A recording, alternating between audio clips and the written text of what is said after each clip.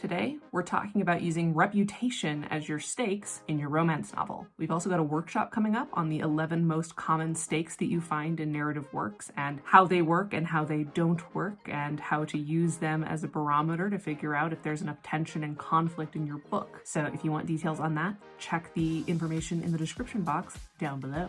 So reputation is a really tricky stake to work with because it's kind of intangible, but it can often have really tangible results. So there's a couple of different ways that you can make sure that your use of reputation as stakes really works. The first way is if there are consequences beyond the self as far as losing reputation goes. So one of the easiest ways to take an intangible stake like reputation and make it tangible is to externalize the consequences. It's easy enough to tell somebody, sticks and stones may break your bones. Who cares if your reputation is ruined? But if the ruin of that reputation hurts other people that your protagonist really cares about, that is something that you can really hold on to. That's chewy, that's tension, that's conflict, that's a plot, baby. Not to say that emotional damage from the loss of reputation can't be useful, and we'll talk about that in a second, but certainly when the loss of reputation is the loss of something for someone else, that's a lot more powerful. A great example of this is Devil in Spring by Lisa Kleypas. It's one of her second generation novels where one of the characters' parents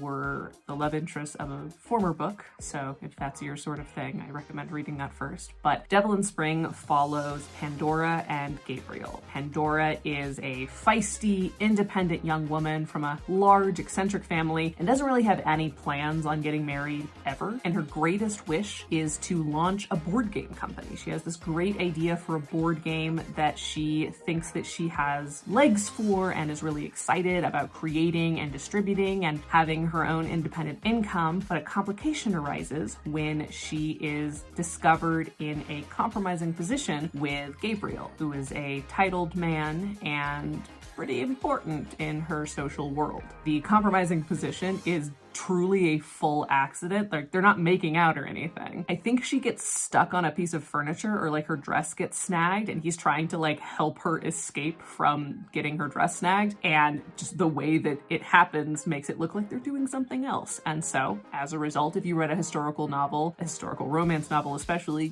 you know what's about to happen. Everyone's like, oh, they're doing something together. They better be getting married or we'll ruin their whole lives. So her reputation hangs in the balance, and the loss of it maybe doesn't matter to her personally and emotionally, but it has radiating effects. The first is that eccentric spinster is fine as a marketing angle for her board game company, but ruined young woman is not. So if people don't think that she has a good reputation, how is she going to build a business and build that individual income stream that she's been working for? Not to mention, if she doesn't marry Gabriel, then the ruination of her reputation is also going to affect her beloved twin sister Cassandra, who is kind of more of a head in the clouds classic romantic who definitely wants to get married. And if her twin sister, not just a family member, but her twin sister, who she is very close with, gets her reputation ruined, then her reputation is kind of ruined in reaction, and she may lose out on her prospects. So the loss of Pandora's reputation has these two very clear effects: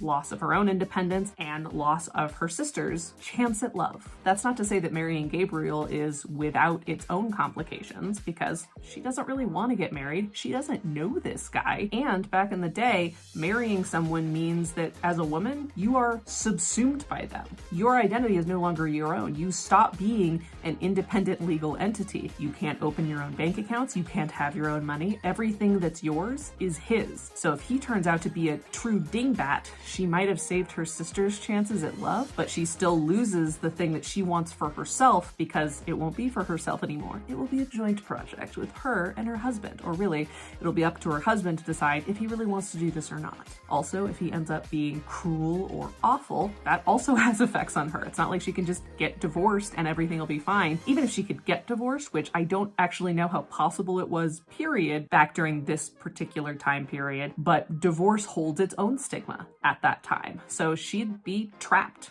She might save her reputation, but at what other costs? This is what gives this story a true, interesting engine for the stakes of reputation, because not only are the consequences external for losing the reputation, but there are consequences for holding on to her reputation as well. But now let's get a little bit more abstract, because it's not to say that there are no emotional stakes for reputation. So another way that reputation can really work is if there's consequences of identity. Our ability to see ourselves a certain way, our ability for our communities to see us a certain way, can be a really powerful motivator to hold on to one's reputation and to not allow anything to risk it. If your character is otherwise doing really well by their community or family, if we see them as a pillar of society, or that's the way that they see themselves, stakes of losing that reputation can really turn up the heat. Who are we if we can't live up to our own good opinion of ourselves? So I'm going to explore this using a contemporary example this time. I'm using The High Dive by Chelsea Fagan. So The High Dive is about two scholarship kids, former scholarship kids, I should say, about 10 years after graduating from college, and who end up reuniting with all of their college friends on a super yacht on the way to some of their college friends' wedding. So this is very much a class difference book. It's a very capitalism corrupts absolutely book. Alex is our heroine. She is the social media manager for a leftist political party. Daniel is our hero. He is like a finance bro, essentially. So as you can see,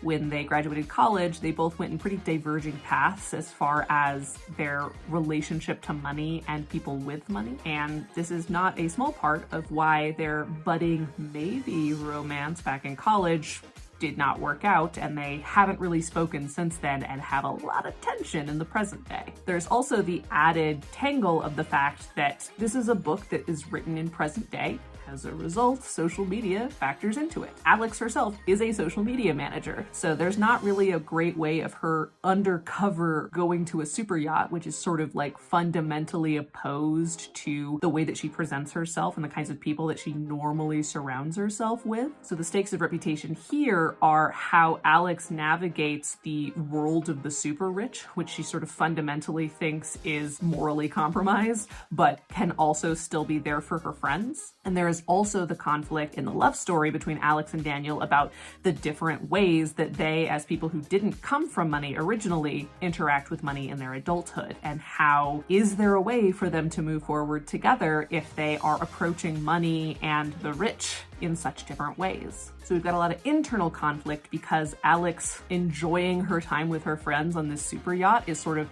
at odds with the kind of person that she thinks she is, and that certainly is how she represents herself professionally. But also, can she let herself fall in love and have a relationship with a man whose relationship to money and wealth is so different from hers? And what will that say about who she is if she is tangentially complicit for the stuff that he's up to as a finance bro? Who is she if she's not drawing a hard line against capitalism? Is she a sellout? Is she a faker? Can you navigate capitalism ethically if your friends are the uber wealthy? And what does that look like? So in this sense, the story engine comes from watching Alex struggle with how she identifies herself, let alone how she and her relationship with money and capitalism change the relationships around her. If she loses her reputation as someone who is stalwartly leftist and against the excess of the wealthy, how can she be seen on this super yacht at this ridiculous destination wedding? What will that do for her internally and her understanding of herself, but also